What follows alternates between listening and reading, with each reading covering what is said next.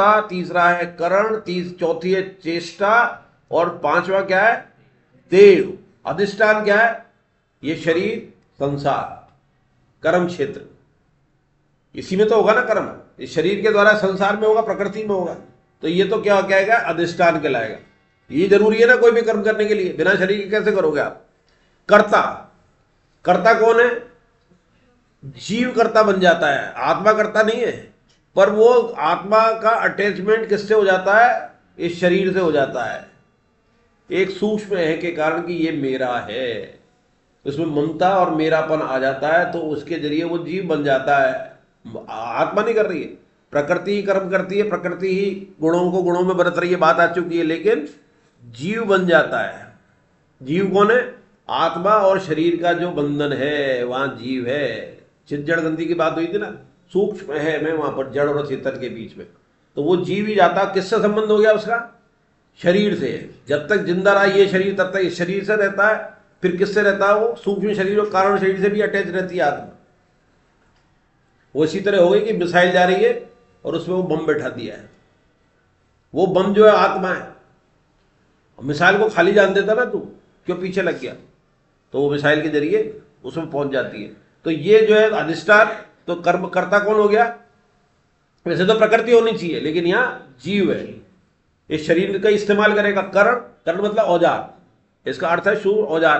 तो औजार कौन कौन से?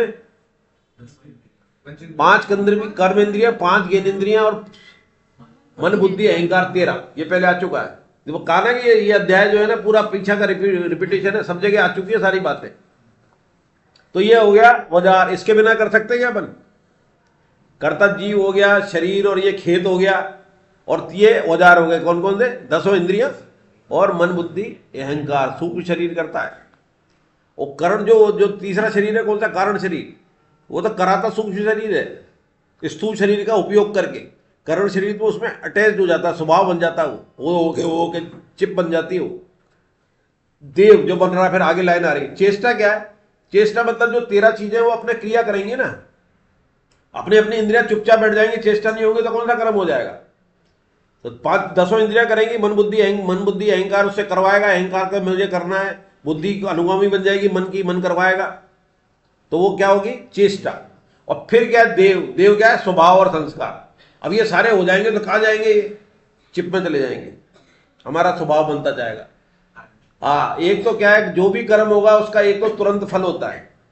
कोई भी कर्म होगा अपन जो करेंगे उसका एक तो तुरंत फल आएगा, जिसको अपन भोग लेंगे, अच्छा बुरा जो भी है, आनंद मिल जाएगा, दुखी हो जाएंगे, किसी को बुरा कहा गाली मिल जाएगी, ज्यादा अपराध किया तो जेल चले जाएंगे, ज्यादा बढ़िया किया तो माला मिल जाएंगी। वाह वाह वाह साहब, आप तो आजकल बहुत अच्छा कर रहे हैं, ये तुरंत मिल गया। दूसरा क्या होता है? उसकी प्रकृति बनती है उस कर्म करने की। एक बार करेंगे, फिर दूसरी बार करेंगे, तीसरी बार करेंगे। चोर पहली बार चोरी करता है, दूसरी बार करता है, तीसरी बार करता है, 21 बार करता है, 50 बार करता है। 50 बार क्या हो गया? उसका स्वभाव। फिर उसे सोचना नहीं पड़ता। पहली बार तो टेक्निक लगानी पड़ती है, पूरे इंतजाम कैसे बच्चू करे, फिर तो उसे इतना अनुभव हो जाता है कि यार 50 बार नहीं पकड़ा गया तो 51 बार क्या पकड़ा जाऊंगा, तो उसका स्वभाव बन गया।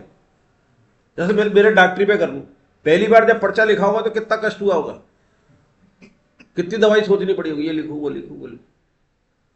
और अब तो ऐसा लगता है टक टक टक देखते समझ में आता है, अच्छा खांसी जुकाम वाला है, वही सीजन चल रहा है। मैं तो कल मजाक में कह लीजिए से देखते देखते बोर हो गया, खांसी जुकाम बुखार, खांसी जुकाम में मैंने कहा सर्दी लगी, तो मेरे को लू लगेगी क्या? सब सर्दी लगेगी, सब लू लगेगी।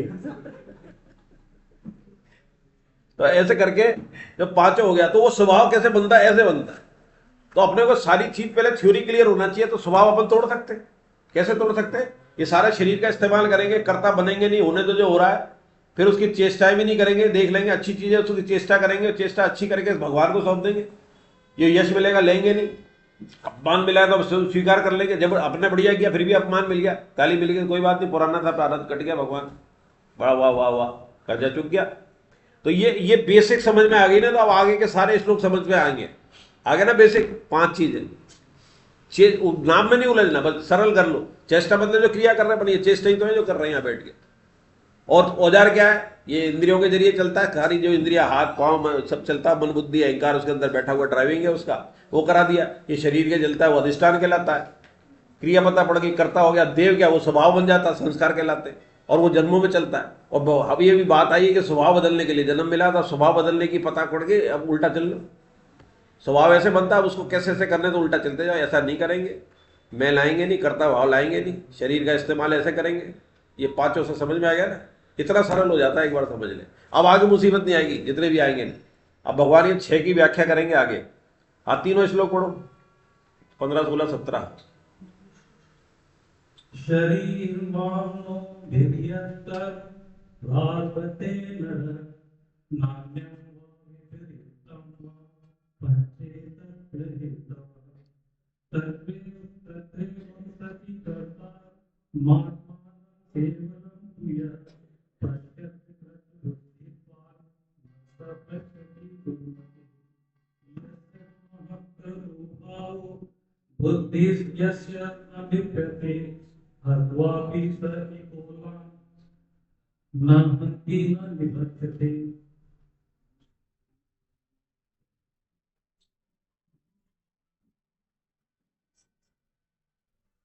हिंदी तो पढ़ो। जो कुछ भी आरंभ करता है उसके ये पूर्वोक्त पांचों हेतु होते हैं, परंतु ऐसे 5 हेतुओं के होने पर भी जो उस कर्मों के विषय में केवल शुद्ध आत्मा को करता देखता है वह दुष्ट बुद्धि वाला ठीक नहीं देखता, क्योंकि उसकी बुद्धि शुद्ध नहीं है, अर्थात उसने विवेक को महत्व नहीं दिया है, जिसको भाव मैं करता हूँ ऐसा भाव नहीं है, और जिसकी बुद्धि लिप्त नहीं होती, वह युद्ध में इन संपूर्ण प्राणियों को मारकर भी न मारता है और न मरता है। हरे कृष्णा। अब मनुष्य, भगवान इस बारे में बता रहे हैं कि मनुष्य शरीर, वाणी और मन के द्वारा शास्त्र विहित अथवा शास्त्र विहित जो कुछ भी कर्म आरंभ करता है उसमें ये पूर्व 5 हेतु है। तो कोई भी वो करेगा तो 5। तो हमारे बीच में गीता आचार्य गीता भवन की आए हैं और बहुत ही आगे आगे आ जाओ, और बहुत ही एनर्जेटिक, आप बहुत ही एनर्जेटिक आगे आ जाओ, कुर्सी लगा दो इधर आगे। अभी तो बैठे टाइम तो टाइम लगेगा, हमें जानने दो क्योंकि हमें तलवंडी वाली क्लास में जाना है। तो बैठो जरा, ये 3 श्लोक पूरे हो जाए, इसकी व्याख्या पूरी हो जाए फिर करते हैं, या पहले इनके कर लेते पाठ। बैठो बैठो। देखो मैं आज चर्चा भी नहीं की, मैं बाद में करने वाला था।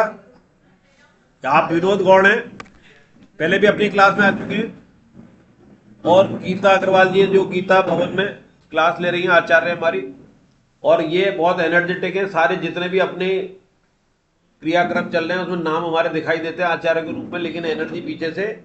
आज सुबह एक ने मेरी तारीफ कर दी कि मरीज देख देख के सब आपके कारण आते ठीक हो जाते हैं। मैंने हनुमान जी, पीछे हनुमान जी की तस्वीर लगी हुई है, मैंने हनुमान जी को देख, ट्यूबलाइट बेकार है करंट के बिना।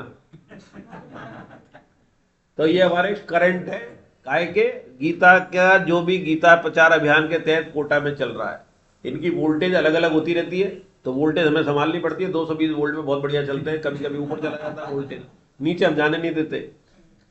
तो ये क्या कर रहे हैं, कुछ ना कुछ नया करते रहते हैं। तो 26 जनवरी से पहले यानी कि 25 जनवरी को गीता भवन में 300 साढ़े 300 जनों की एक गोष्ठी रख रहे हैं।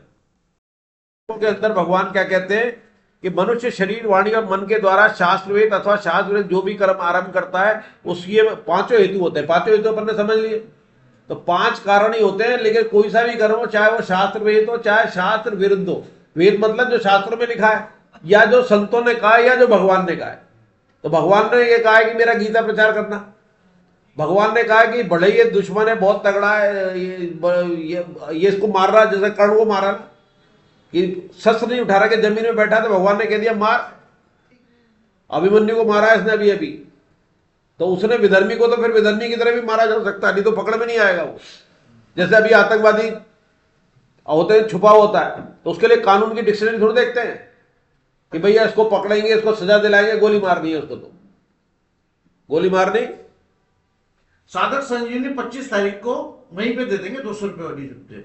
उसके अलावा भी अपने को चाहिए नहीं, मैंने 50 के लिए बोल दिया उनको। 50? 50 पूछे ना, तो भैया सब ले सकते हैं वहां 200 रुपए में साधक संजीवनी। 400 तो मिल जाएगी साधक संजीवनी, ठीक है ना, और भी औरों को भी दिलवा देंगे, आपको बेनिफिट तो मिलेगा। मैंने 50 की बोल दिया। हाँ ठीक है, 10 अपन ले लेंगे, बाकी 40 इनको। 10 तो मैं ले लूंगा। हाँ ठीक है, बांटने के भी काम आ जाए, किसी को दे दो। जैसे अभी जयपुर दे के आया मैं किसी शादी में गया था, मेरे खास दोस्त जो फिजिशियन है उसकी उस दिन वो शादी की वर्षगांठ थी, दोनों पति पत्नी आए और अपने यहाँ से माला ले गया, मैं साधक संजीवनी ले गया, और साधक संजीवनी ले गया, गीता परिचय बयान का वो ले गया, पोस्टर बैलेट उसको दिया है। और सबके बीच में मंच पे वो जो बैठे थे बहू के साथ साधक संजीवनी, तो उसके आगे वीडियो मैंने संतोष जी को भेजी, उन्होंने ग्रुप में भेज दी, बोले ये बहुत अच्छा किया, अपनी दोनों किताबें इसमें आ गई, साधक संजीवनी और ये और गीता परिचय बयान। तो उसके दिमाग में तो आएगी, कभी पड़ी रहेगा, तो अभी नहीं हो रहा, अभी तैयार नहीं हो रहा, तो देखेगा तो सही।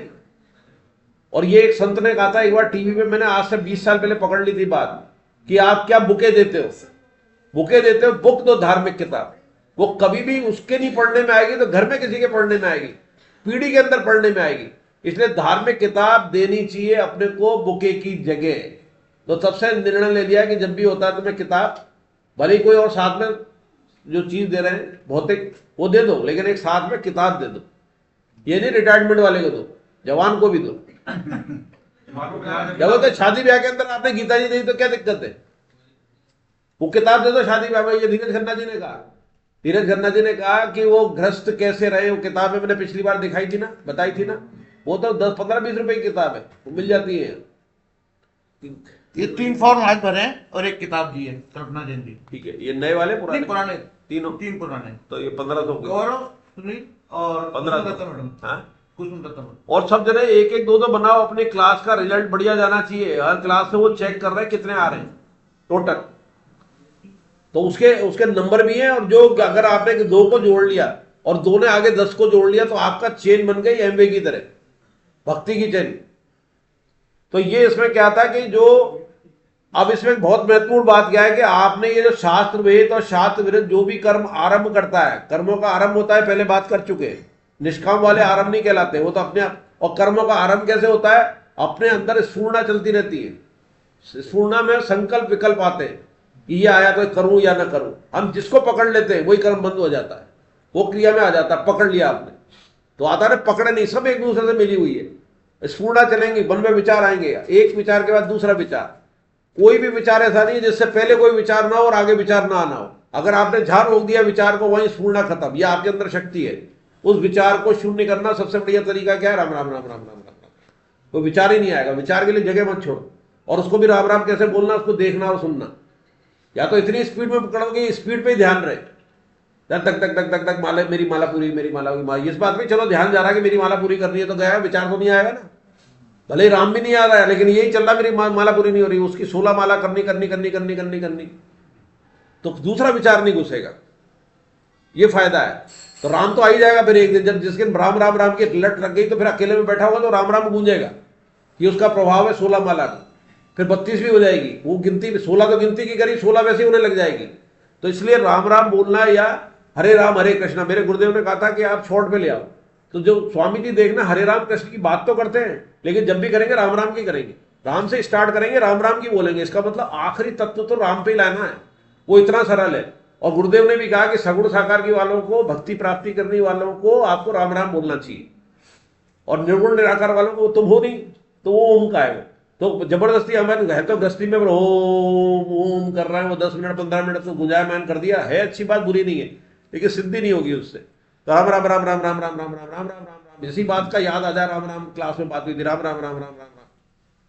तो मेरे पास जब भी कोई मरीज आता है ना, तो उससे ये कहता हूँ, क्या करूं सर मैं, राम राम, क्या खाऊं पीऊं, राम राम। इसको राम राम बोलता जा, कुछ भी खा ले हजम हो जाएगा, ऐसा हो जाएगा। बिना बोल दिन भर राम राम खा ले समोसा, पर एक राम राम पे 10 माला है। अच्छा 10 माला कर लो तो राम राम को वो समोसा हजम हो जाए, मैंने कर ले, कर तो सही। फिर समोसे ही तो बोला अपने ने, अंडा के लिए तो नहीं बोला। समोसा उसको शौक है, उसने कहा था ये शौक है, एसिडिटी हो जाती है तो साथ में कैप्सूल खा ले, समोसा ले ले राम राम ने, तो राम राम उसकी वो समोसा छोड़ा देगा, क्यों राम राम में इतना मजा आएगा, समोसे का बहुत मजा दूर हो जाएगा। तो इतनी महत्वता है 2 चीज की, एक तो राम नाम और एक सेवा की। आपने किसी के लिए कुछ चुपचाप कर दिया और तो उसको अगर आनंद मिला, सुख मिला, उसकी परेशानी हल हो गई, उसको फायदा हुआ, तो उसको जो आनंद नहीं आएगा, उसको तो केवल सुख मिलेगा, आपको आनंद आएगा। कितनी बड़ी महत्वता है। वो सुख मिल रहा है, आपको आनंद आ रहा है। ऐसी विद्या कहां है?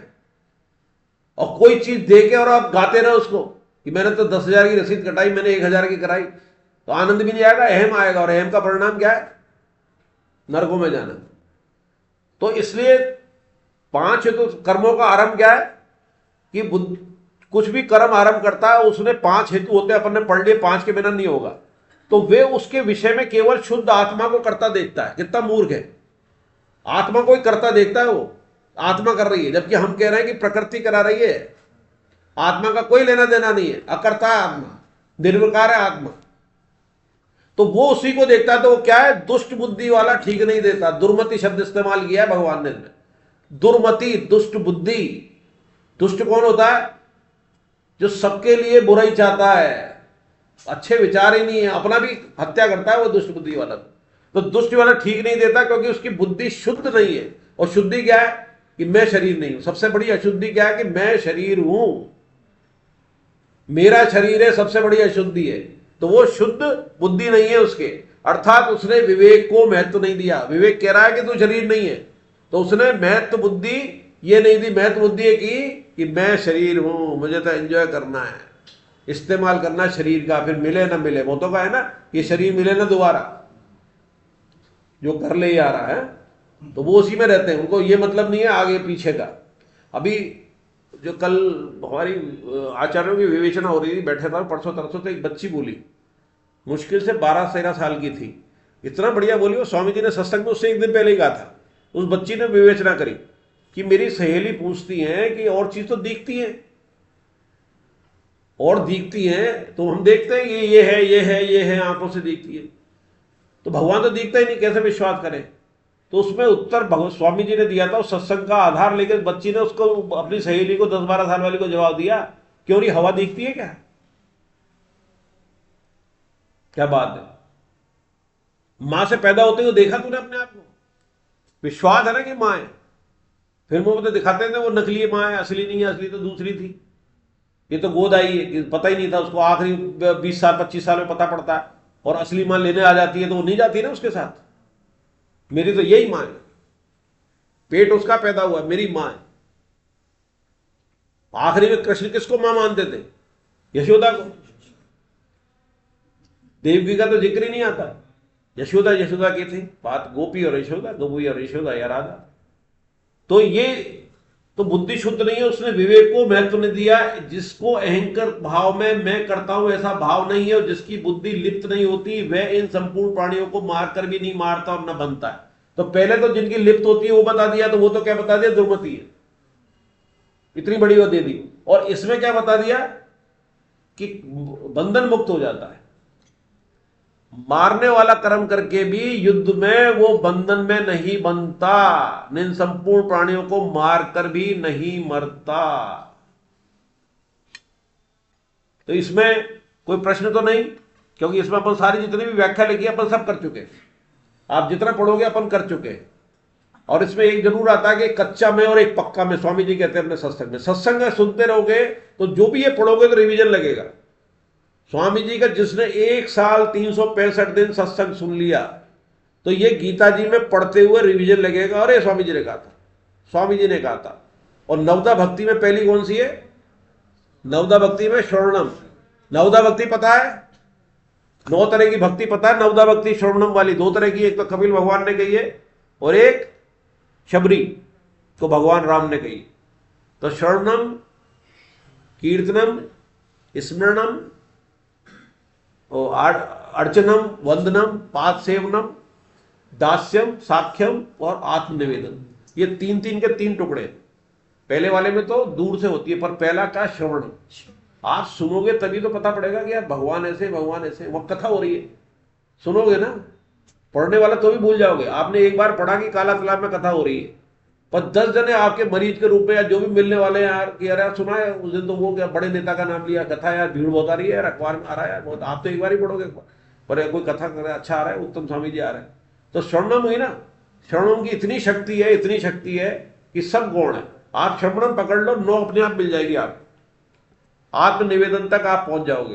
तो श्रवणम में पहली क्या है? श्रवणम। दूसरे क्या है? स्मरण। जो सुनोगे उसी का तो स्मरण करोगे, उसी का कीर्तन करोगे तीसरी कीर्तना में। तो ये तो हो गई आपकी अकेले की। फिर 3 होती है मूर्ति पूजा हम करते हैं भगवान के सामने। भगवान के सामने अर्चनम, वंदनम, पाद सेवनम। तो अपना अर्चन क्या करना है, जो हमारे पास है, जो हम कुछ सबसे वंदना करनी है। उत्पत्ति वो तो ही भगवान गीता जी में क्या, अपने आप को पूजन किससे करो, अपने कर्मों से करो। और पाद सेवनम, पाद मतलब मैं तेरे शरण में हूं, तो 6 हो गई। और 3 फिर दूर से हैं। जब यहां तक पहुंच गए तो फिर क्या हो जाता है, साख्यम, सखा भाव आ जाता है, सखा आ जाता है ना। और सखा के बाद क्या है, दास से भक्ति। दास से मतलब तेरा हूं, आखिरी में दास से तो शरण ही तो आएगा, दास में तो शरणम।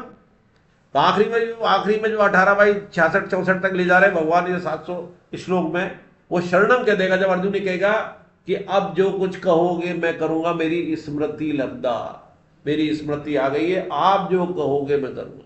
यानी कि मुझे नई नहीं मिली है, स्मृति थी जन्मों की, भूल गया था मैं, अब आ गई। तो हम भी भूल चुके। तो ये, और फिर आत्मनिवेदन क्या है कि उसकी आत्मा मेरी आत्मा एक हो गई, परमात्मा की लीन हो गई, जो रामकृष्ण परमहंस की बात थी, जो ज्ञानदेव जी की बात थी, दोनों की आत्म हो गई। तो आत्मनिवेदनम, फिर बाहर की चीजों से मतलब ही नहीं है। अपने एक आया था ना, अत्यांतिक सुख, आध्यात्मिक भूबा सुख। फिर ये भाई इंद्रियों के सुख तो बेकार लगते हैं। आपने रबड़ी जब आपको मिल गई तो आपको खीर अच्छी लगेगी क्या, हलवा अच्छा लगेगा क्या? बेस्ट पराकाष्ठा फलों इसमें मिठाइयों में रबड़ी होती है। और रबड़ी आपने खाली कहा कि रामपुरा वाले की है ना, जोरदार बात है, शंभू की। वो वैसे ही कोटा के 2-4 नाम है, कचौड़ी में तो ये, रबड़ी में ये, और उसमें क्या है, रसगुल्ले में कौन हो गया, वो नया नया ऐसे डेयरी रसगुल्ले है ना, जोरदार। उसके एक और चीज है जो मैं तो कई बार मेहमान मंगाते हैं मेरे से, रसगुल्ले नहीं मंगाते, वो रसगुल्ले तो इससे बढ़िया मिल जाते हैं, वो बेसन के लड्डू, ऐसे डेयरी के बेसन के लड्डू। उसकी वो मत लेना कभी भी, पेड़े। वो खुद ही कहा उसने कि साहब पेड़े मत लेना मेरे। मैंने यार तू जो मथुरा वृंदावन बनते वैसे बना ले। बोले साहब मैं वैसे नहीं बना सकता। उसने एक गुप्त बात बताई थी, सार्वजनिक कर देता हूँ, क्योंकि पेड़े उसके नहीं लेने चाहिए। तो जो वो ब्लैक पेड़े होते हैं ना, जो वृंदावन में मिलते हैं, वो कह रहा है मेरी जितनी मिठाइयाँ बची रह जाती है ना, उनको फिर मैं भूनता हूँ खोए वाली मावे की, और फिर भून के बना के फिर ये इसमें इलायची विलायची डाल के वो पेड़े बना देता हूँ। तो वो सबसे लास्ट मिठाई है उसके, वो मत लेना। हरे कृष्णा। तो ये अपने 3 हो गए, दुर्मति का एक तरफ तो, और एक तरफ क्या का, एक तरफ तो क्या था, बंधन से मुक्त हो जाता। तो हम क्या, बंधन से मुक्त होना है। और कला अपने पास आ गई, ये 5 अपने पास है, उसमें से केवल कर्ता छोड़ दिया अपन ने, कर्ता ही छोड़ा ना, कि कर्ता जो है मैं नहीं हूं, आत्मा नहीं है, प्रकृति कर रही है। इस लाइन को याद रखा तो ये 5 के द्वारा अपने शास्त्र में एक कर्म करे, मुक्ति हो गई। अब इसके बाद है 18वां संबंध, पढ़िए। हरे कृष्ण। ज्ञान व प्रवृत्ति क्रिया दोषी नहीं होते, तत्व कर्तव्याभिमानी ही दोषी होता है। कर्तव्य भाव से ही बंधन है। अतः निवासी होने के उद्देश्य से अब कर्म प्रेरणा एवं कर्म संग्रह का सूक्ष्म विश्लेषण करते हैं। ज्ञान ये परिज्ञाता इन तीनों से कर्म प्रेरणा होती है तथा कर्म और कर्ता इन तीनों से कर्म संग्रह होता है। हरे कृष्ण। देखो ये बेसिक बात बता रहे भगवान की कर्म प्रेरणा कैसे होती है। एक तो अपन ने सोचा था ना क्या, कि मन में स्फूर्णाएं आती है, संकल्प विकल्प आते हैं, उसमें से एक पकड़ लेंगे, देखना कभी अकेले बैठे बैठे आएगी बात, और यार ये करना चाहिए करना चाहिए, करते करते करते और फॉर्म मिला दोगे आप, हो गया कर्म चालू। तो चले चले चले, संतोष जी ने एक बार क्लास सुनाई थी कि कैसे कैसे होती है कर्म प्रेरणा की। टीवी में देखते देखते उसने वहां पर देख ली रबड़ी 10 बजे कि शानदार दिल्ली के अंदर रबड़ी की एक बढ़िया दुकान दिन रात खुलती है। तो वो दिन रात खुलती है तो याद रही और रबड़ी याद रही। वो शंभू जी के स्कूटर लेके चल दिया। अब शंभू जी की तो बंद हो जाती है, तो अब तो गया तो दुकान बंद, फिर दूसरी दुकानों पे गया, उस चीज की हड़बड़ी के अंदर उसने एक को स्कूटर से एक्सीडेंट कर दिया। लगी ज्यादा नहीं पर थाने पहुंच गया। रबड़ी तो मिली नहीं और थाने पहुंच गया। तो ऐसे ऐसे दिक्कत आती है कि अब ज्ञान ज्ञेय व परिज्ञाता, ये 3 से तो कर्म प्रेरणा होती है। शब्दों में नहीं उलझना, इसका एक बार अर्थ समझ में आ जाए। और करण, कर्म और कर्ता, इन तीनों से कर्म संग्रह होता है। तो ज्ञान क्या है, ये 3 चीज क्या है? तो उदाहरण दिया है कि जैसे मुझे प्यास लगी और जल लिया, तो प्यास लगी तो क्या हुआ? प्यास जो है पीने की प्रवृत्ति, वो तो क्या है? ज्ञान। प्यास लगेगी पहले, और ये प्यास लगी क्या हो गया? ज्ञान है, साहब प्यास लग रही है तो। और जिस वस्तु का ज्ञान हुआ वो क्या है? ज्ञेय। किस वस्तु का? कि जल मिलना चाहिए, तो जल मिलना चाहिए, वो तो क्या हो गया? ज्ञेय। और प्यास है, वो ज्ञान है, ज्ञान ही तो प्यास। और इसको जो जान रहा है वो क्या है? ज्ञाता। परिज्ञाता लिखा है उसमें, वो ज्ञाता है। तो हम तो ज्ञाता। प्यास लगी, वो क्या है? ज्ञान। और किससे पूरी होगी? जल। तो टीवी में इच्छा हुई रसगुल्ला खाने की, तो वो तो क्या है? ज्ञान, रसगुल्ला। और और रबड़ी की, और रबड़ी क्या हुई? ये। और किसको खानी है? वो कौन हुआ? ज्ञाता। अब ये यहां से प्रेरणा होती है, देखना हर चीज में ये 3 आएंगी। जैसे वो 5 आती है ना, ऐसे हर चीज में 3 आएंगी। अब रोकना कहां है? जो प्यास लगी है, ज्ञान है, उसका सदुपयोग करना है। जल लेना, कायदे से लेना, टाइम से लेंगे यार। अभी क्लास खत्म होने के बाद पियेंगे, प्यास लग रही है। जो चीज अपने हाथ में है और जल ही शुद्ध लेंगे, या तो फिल्टर का नहीं मिलेगा, या गर्म लेंगे, गला खराब हो जाता है, ले लेंगे थोड़ी देर में जाके। तो आपने कंट्रोल कर लिया। प्यास लगी है मुझे, तो क्लास छोड़ो, आचार्य भी चल दी है, और बीच में से 2-2, 3-3 उठते रहे, हो गया ना गड़बड़। आप किसके वश में हो गए? केवल ज्ञान के। और उसमें ज्ञाता फंस गया,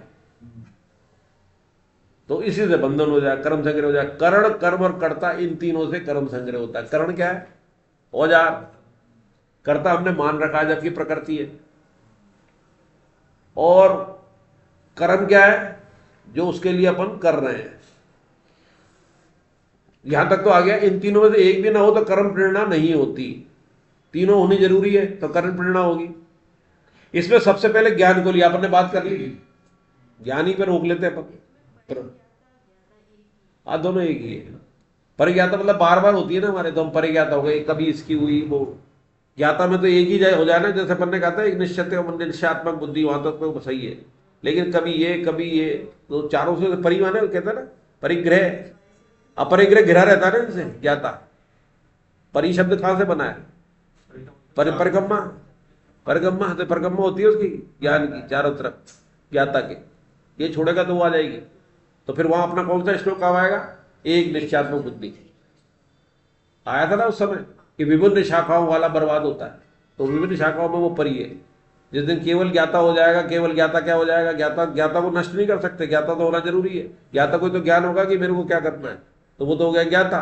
और जो विभिन्न शाखाओं में परिज्ञाता क्या जाता, घूम रहा है, परिक्रमा लगा रहा है उसकी, बार बार इनकी स्फूर्णा होगी। ठीक है, तो परिज्ञाता में शब्द आ गया ना, देखो लिखा भी है, शब्द स्पर्श रूप रस के अनेक हो सकते हैं, जानने वाला एक ही है। इनसे आएंगे ना सारे इंद्रियां, पर एक ज्ञाता तो एक ही है। परि तो इनपे सब में उलझेगा तो परिज्ञाता है। और जानने वाला कि मुझे क्या ग्रहण नहीं करना, क्या नहीं करना, वो ज्ञाता हो गया ना। और ज्ञाता में विवेक का इस्तेमाल कर लिया, ये तो भैया शरीर का लेना देना मेरा नहीं है, तो करता भी नहीं रहेगा फिर। ठीक है, तो आगे बात समझ में। और ज्ञाता, ज्ञान और ज्ञेय त्रिपुटी से ही कर्म प्रेरणा अर्थात कर्म करने में प्रवृत्ति होती है। ये 3 होंगी तभी वो कर्म करने की होगी। और कर्म करने की होगी तो क्या होगा? करण का इस्तेमाल करेंगे और कर्ता बन जाएंगे, अपना मान के, आत्मा को जोड़ के। तो ये 3 पहले जरूरी होंगी, और वो 5 वहां जरूरी होंगी कोई भी कर्म में। तो ये अपन कोई भी काम करते हैं ना, कोई जैसे फैक्ट्री खोले तो क्या क्या चीज की जरूरत होती है? तो ये रॉ मटेरियल में आदमी भी चाहिए, उसके ऊपर एक मैनेजर भी चाहिए, टाइम पीरियड भी चाहिए, फायदा भी चाहिए, ये सारा आ रहा है इसमें। और हम इसी में उलझे हुए हैं। और मोड़ना क्या है? मैं नहीं कर रहा, कर इस पर अटैक क्या कर दो, एक तो कर्ता पे कर दो, कर्ता पे अटैक होते सारा खत्म है मामला। मैं नहीं कर रहा, प्रकृति कर रही है, प्रकृति कर रही है, शरीर कर रहा है। मेरे पास इतनी पावर है कि मुझे क्या करना चाहिए क्या नहीं करना चाहिए, ये पावर मेरे पास है विवेक, जिससे मेरा कल्याण हो। और कर रहा हूं तो किसके लिए कर रहा हूं? सेवा के लिए कर रहा हूं। फैक्ट्री भी चल रही है किस लिए? एक तो इतने सारे मजदूर हैं। फैक्ट्री अगर मेरे पास एक है और उसमें मेरे पास 100 कर्मचारी है, और मैं दूसरी फैक्ट्री खोलता हूं, तीसरी खोलता हूं, उसमें दो चीज हो सकती है कि एक तो मेरा धन बढ़ रहा है, मेरे 3 बच्चे 2 बच्चे, इन सबके एक एक फैक्ट्री नाम कर दूंगा, एक उद्देश्य। और एक उद्देश्य ये कि मैं कम कीमत में माल दे रहा हूं ईमानदारी से और भारत की तरक्की करा रहा हूं। दूसरा, इतनों को रोजगार दे रहा हूं। ईमानदारी की परसेंटेज 5%, 10% जो फिक्स कर दी, उससे 1% ऊपर नहीं जाएगा। इनकम टैक्स भी दे दिया, तो क्या वो खाकपति हो जाएगा क्या? भगवान की निगाह में भी ऊपर मुक्ति भी हो रही है, लोक संग्रह के काम कर रहा है, और उसी पैसे में ईमानदारी का पैसा, और उसमें से मदद भी कर रहा है चुपचाप, तो सोने में सुहागा हो गया। उसको भी नहीं बता रहा किसी को चुपचाप। वो जयदयाल गोयनका जी आइडियल है। उन जैसे पैसे वाले भी नहीं है और उन जैसे पैसे का उपयोग करने वाले भी नहीं है। सारी संपत्ति, वो सारी संपत्ति गीता प्रेस और गीता भवन के नाम कर गए, 1 रुपया नहीं छोड़ गए। तो हमारे तो ऐसे आदर्श है और आज तक जिंदा है। और इस 150 साल में उनसे ज्यादा करोड़पति अरबपति हुए। वो तात्कालिक याद करे जाएंगे। उसमें से कुछ रिफाइंड रतनलाल टाटा थे, तो याद कर रहे, दुख हुआ। पूरे जब अभी 1.5 साल 2 साल पहले जो डेथ हुई है, तो पूरे भारतीय दुखी थे कि यार ईमानदार चला गया। तो जयदयाल गोयनका जी तो इस 50 से भी ऊपर थे। तो हम तो उनको अपने सुख दुख की, अपने नाम की चिंता भी नहीं थी, इनको भी नहीं थी टाटा को, लेकिन वो भगवान के निश्चित गए। इनके बारे में जा भी सकते, नहीं भी जा सकते, लेकिन हमसे तो शुद्ध आत्मा है, और इस भारत की सबसे शुद्ध 10-15 आत्माओं में से एक थी, जितने इंटरेस्ट है उसमें, करोड़पति अरबपति। तो जयदयाल गोयनका जी तो आइडियल है। तो हमारे पास तो सब भी बढ़िया है, प्रकाशक भी बहुत बढ़िया है। प्रकाशक कौन थे? हनुमान पोद्दार जी। एक विज्ञापन नहीं छपाया। किसमें? किसके प्रकाशक थे वो? किसके संपादक थे? हनुमान पोद्दार जी। नहीं, गीता प्रेस में तो सबका कल्याण पत्रिका के संपादक हनुमान पोद्दार जी थे। अब तो उनके बाद बदल गए, लेकिन पहले वही थे। और ये महात्मा गांधी के मानने वाले थे। तो पहले बॉम्बे से छपी थी पहली, बाद में गोरखपुर से छपी है। फिर स्थान दिया हनुमान पोद्दार जी को जयदयाल गोयनका जी ने। और राम सुखदास जी ने कल्याण में ही जयदयाल गोयनका जी का एक लेख पढ़ लिया। उन्होंने अपने प्रवचन में किया कोट कि मैंने ये लेख पढ़ लिया कि यार इतनी गहरी बात तो कोई कर सकता है, तो जयदयाल गोयनका जी से मिलना चाहिए। तो वो चले गए कहाँ? गोरखपुर, गीता वाटिका। और फिर उन्होंने जगह उनको गीता भवन की दी, आज्ञा हुई इनको, जयदयाल गोयनका जी को कृष्ण दर्शन हुए। जब वो वहां गए थे 70-80 साल पहले, तो ऋषिकेश में एक मकान भी नहीं था, सारे संत पहाड़ियों में तपस्या करते थे। उनको दर्शन दिए भगवान ने और प्रेरणा दी कि यहाँ पर तू गीता भवन बना। इतना बड़ा गीता भवन ठहरने का शायद ही कहीं भारत में कहीं हो, और इतने कम रेट के अंदर 50 रुपये में बहुत बढ़िया खाना। Gate number 1, gate number 2, gate number 7 तक है। गेट नंबर 1 पहले बना, मतलब जो पहला भवन बना, दूसरा बना, दूसरा गेट, तीसरे गेट के अंदर राम सुखदास जी प्रवचन देते थे, जो आज भी होते हैं। तो वो सारा किसने किया? जयदयाल गोयनका ने किया। आज तो वहाँ 5 स्टार होटल बन गए, जिला बन गया ऋषिकेश, पहले जिला नहीं था, हरिद्वार के अंतर्गत था। तो मतलब एक अगर पुरुष ऐसा आ जाए तो कितना बदलाव कर देता है कि गीता प्रेस हमें मिल गई, हमें गीता भवन मिल गया, ऋषिकेश जैसा शहर मिल गया, आजकल तो मेडिकल कॉलेज भी है ऋषिकेश। तो एक इतनी मतलब एक जना आगे बढ़ जाए तो कितना समाज का भला होता है। तो भगवान की प्रेरणा से ही आए थे। अब ये 19-20 श्लोक